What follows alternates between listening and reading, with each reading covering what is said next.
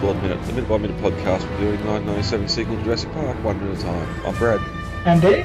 And today we're here to discuss minute 37 of The Lost World. Dave, you had a welcome package to arrive this week. It's not this week exactly, but he's going to send it out this week. I'm not going to receive it this week. At least as far as I know. Let's see. Unless Milan ships it expedited, but otherwise, yeah, it's looking very beautiful. He posted some pictures up on Jurassic Park, the group on Facebook, and then we posted some pictures up on our Facebook page as well. And it just looks fantastic. Yep. And if those for those listening that aren't aware of what we're talking about, you had that was a Thrasher T-Rex, wasn't it?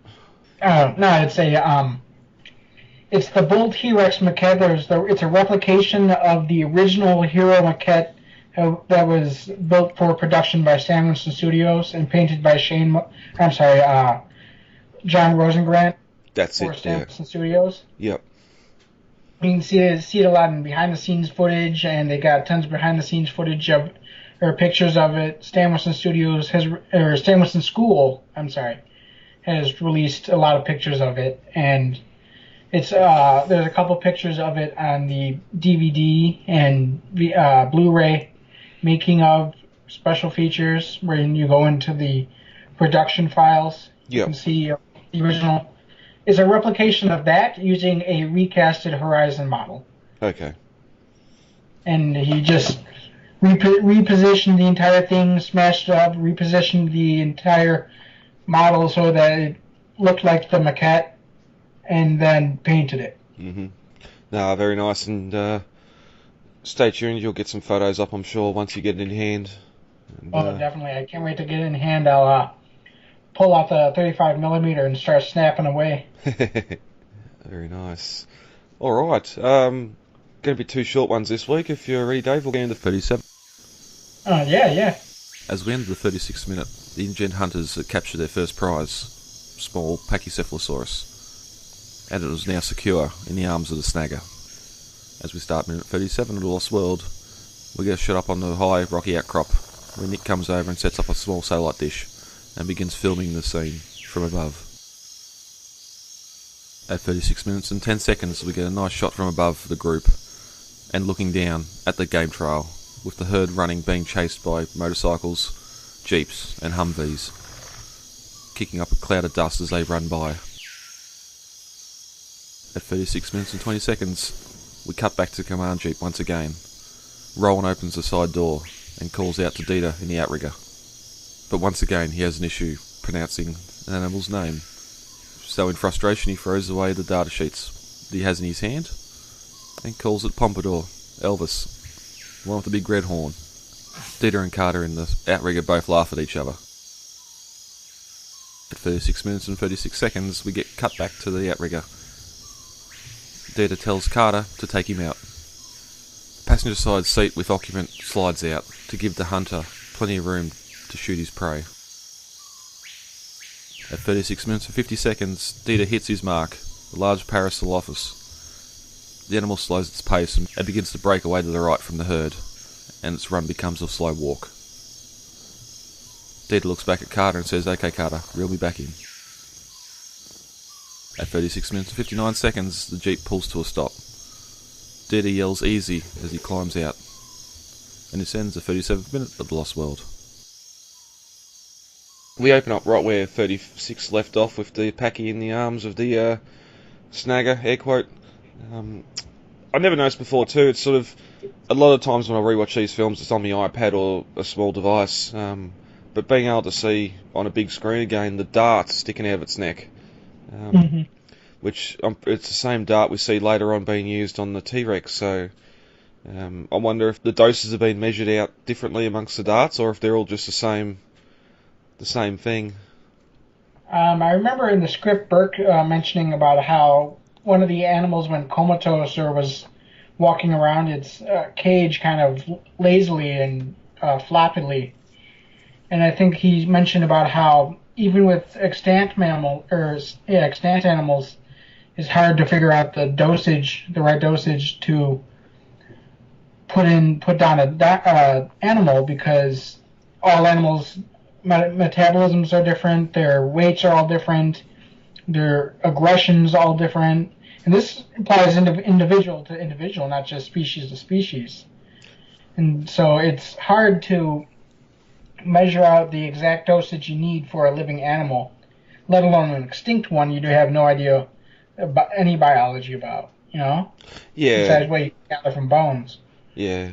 And I suppose we don't really know enough of about InGen, the backstory with them and the animals before the first film, because you could only assume that all the animals they had on sauna were juveniles, so it would have been a lot smaller doses. Yeah. How they went from sauna to nublar and all that's fan canon at this stage. There's nothing set in concrete, but they could have had a brief idea of how or what sort of dosages some animals would have on nublar, but not now 4 years later when most of them are adults, and and that's the same problem they have later on when we get to the T-Rex.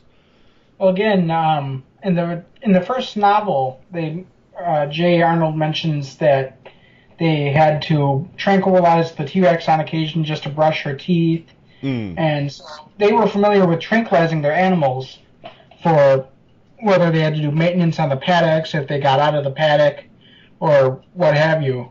So there's no mention of that in the movies at all, in either The Lost World or Jurassic Park. Yeah. So we don't know how InGen's interactions with their animals have been, whether they've used to tranquilizing the big adult T-Rex or not.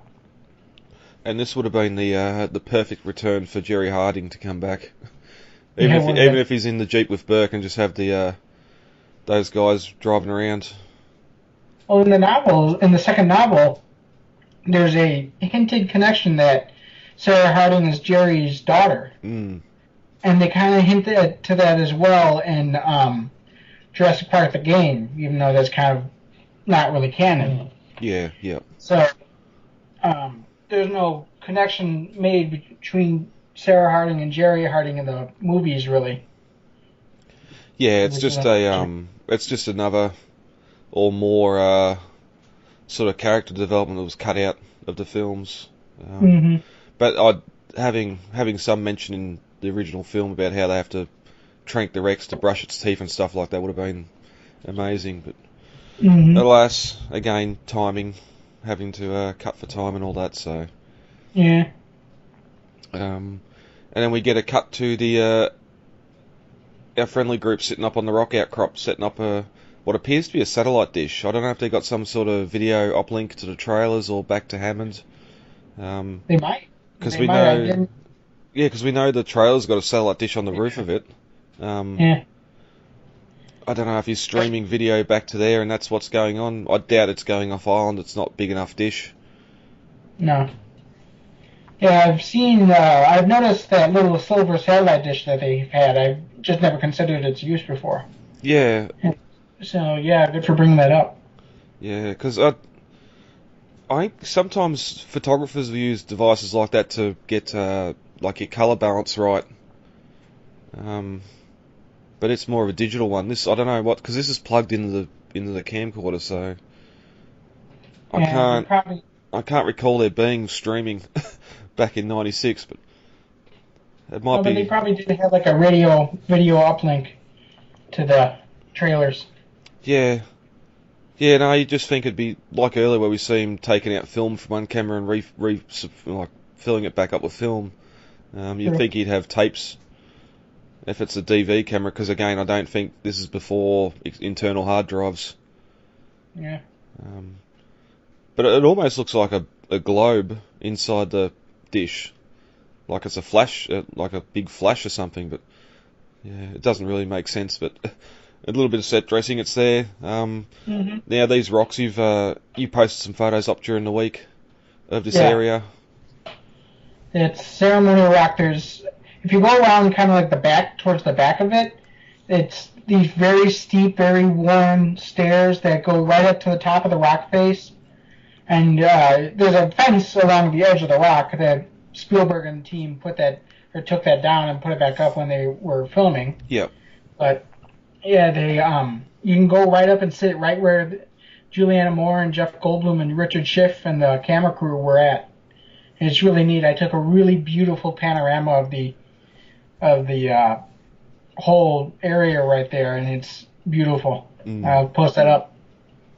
Now, does it seem you've been there and been in the spot? Does it seem like a little bit of movie magic went on in the film and made it look higher than it actually is? Oh no, it's pretty high up. It's okay. I probably just have to say at least 50 feet up. Oh, okay. Yep. So, yeah, you're pretty up there. You're pretty up there. Yep. And so you're about even with the smaller cedar trees, not so much with the redwoods that are kind of dotted around along with them. Yep. And so, yeah, you can look down at tree tops when you're up there. Oh, nice. Yeah, we get a cut to the herd running past. And they do a big sweeping shot past the rock outcrop. A nice big cloud of dust. Big cloud of dust coming up behind them. Which is probably CGI dust, I'd want to say, just because even though they drove the cars on there, the entire lawn, I would have to call it, is like mostly ferns. Actually, the ferns grow out there like weeds. So if you imagine crabgrass on your lawn, imagine just being ferns instead, and there's just ferns everywhere. Yeah, that's one thing I did notice from the photos, just how green it is. I don't know where California was drought-wise in '96, but I'm guessing there hadn't been much rain for a while, because even before where you see the snagger come on, or the Hummers come on screen and out the cars driving, they're kicking up dust. It's definitely very dry. Oh yeah, I think that year there may have been a bad drought, yeah. Yeah. But they also filmed that in September, so it was at the end of the summer. Yep.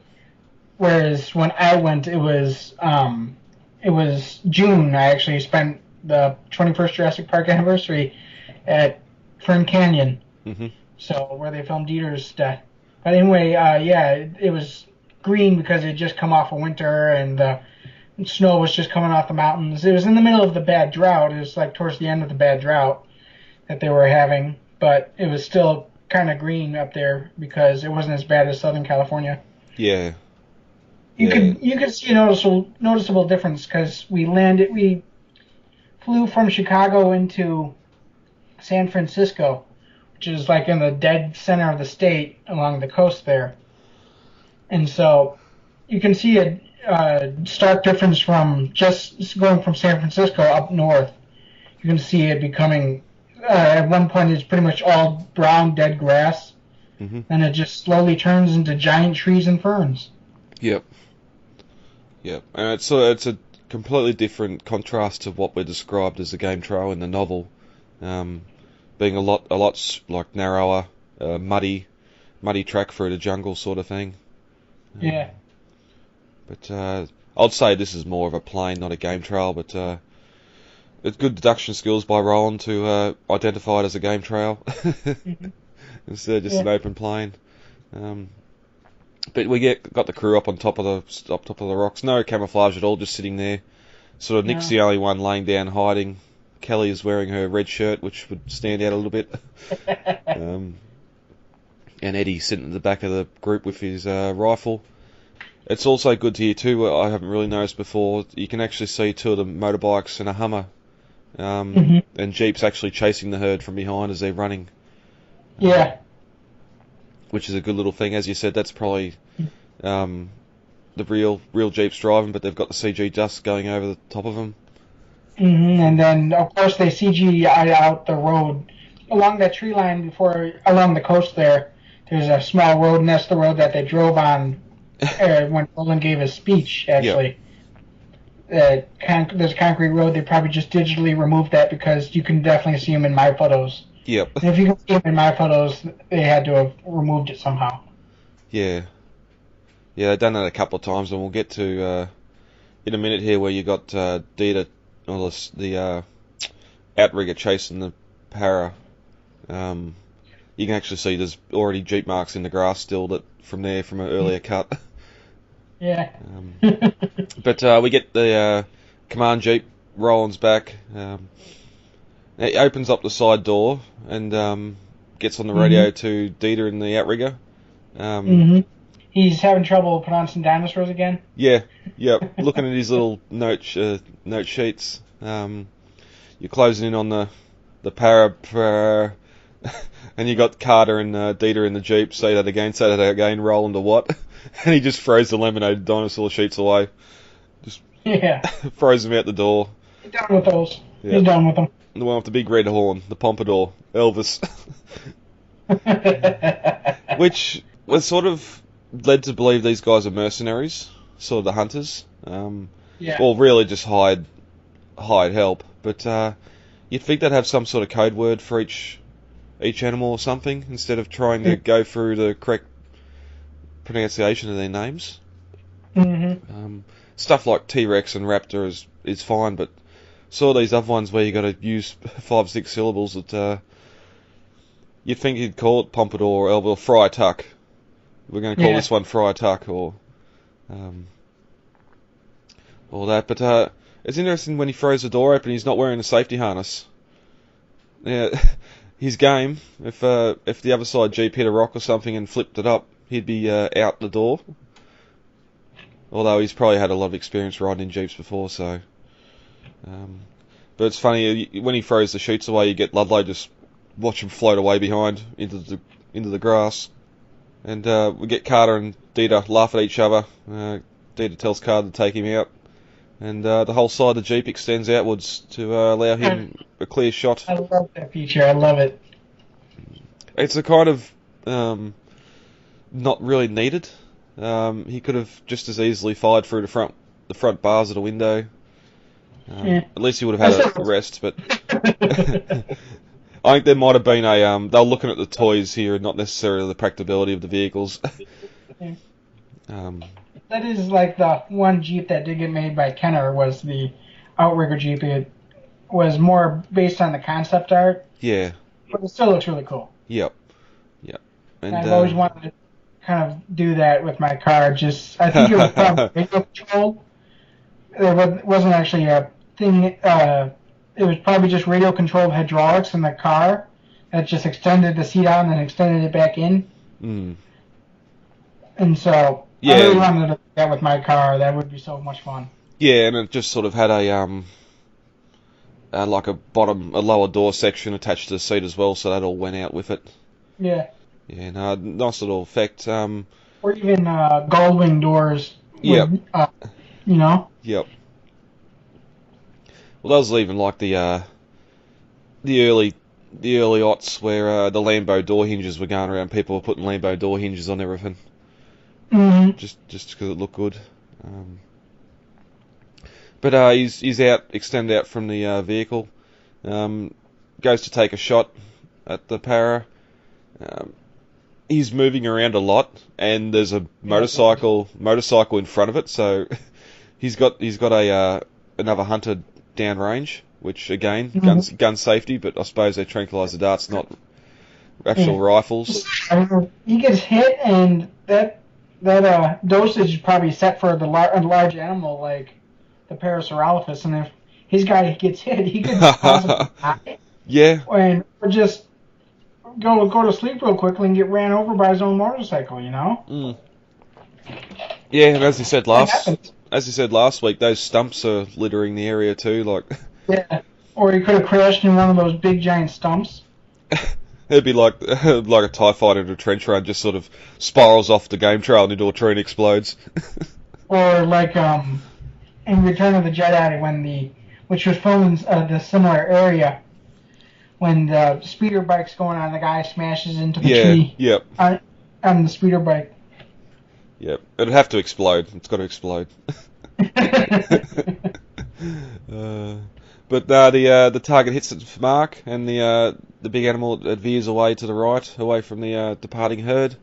Dieter tells Carter to reel him back in, and he hits the switch, and the seat comes back in, positions the rifle, and end of music cue. The hunt is over. Also, while we're driving here too, the same sort of vehicles that were following the command jeep earlier now following the outrigger, you got the Unimogs, the Hummers, and a couple of the Jeeps following behind it. It's nice here too. You can see the sun's getting really low. Like there's long shadows across the plain. Yeah. Everyone's got their lights on now, and it stands out a lot more. But the minute ends with the outrigger comes to a stop. Dieter unstraps his safety harness and leaps out of the Jeep, and you can see the Paracel officer through the front windshield, sort of walking in circles slowly with a couple of hunters running over to its side. So yeah. Now with that, what they did was they took this giant metered pole, and then just you ever see like those old poles where they had the ropes around it, and the children used to wrap themselves around it? Yeah, it's sort of got the red and the red and white sort of lines on it. Yep. Yeah, and so that's what it was. It was just one of those, but everybody was handed a rope that went to the top of it. Yep. And they just CGI'd the ropes into place. I got a before and after picture that I'll of course put up. Yep. Yep. Well, we'll get into how the animal's brought down in the next minute. But apart from that, David, anything else you want to add to minute 37? No, I think we're good. All right. All right, guys, let's get the hell out of here. Contact details are on the website, thelostworldminute.com. You can email feedback to thelostworldminute@gmail.com, Facebook, The Lost World Minute, Twitter @thelostworldminute, and Instagram, The Lost World Minute. Easy to remember. Yeah, yep, very easy to remember. David, thank you for joining me for this record. You're welcome. And we'll be back. I've been Brad. I'm Dave. And we'll talk to you all later. Goodbye. Talk to you later. Bye.